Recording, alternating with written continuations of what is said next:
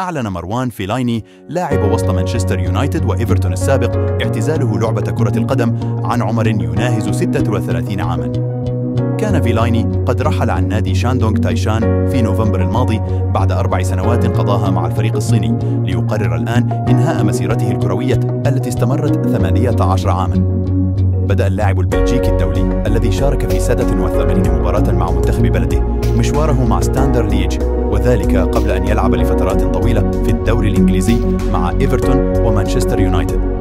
وكتب فيلايني عبر حسابه الشخصي بموقع إنستغرام: أكتب هذا المنشور لأعلن أنه بعد مسيرة استمرت 18 عاماً سأعتزل كرة القدم الاحترافية.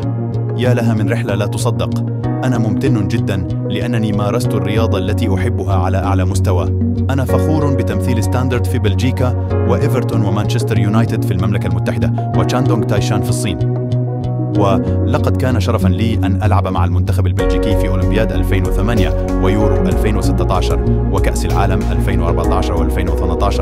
لقد لعبت أمام أفضل المشجعين في العالم، وأريد أن أغتنم هذه اللحظة لأشكرهم جميعاً على دعمهم الثابت طوال مسيرتي.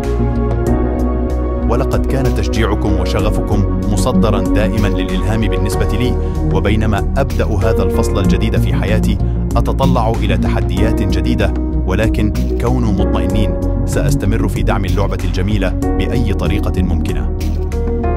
يلا اشترك في القناة ودير لايك.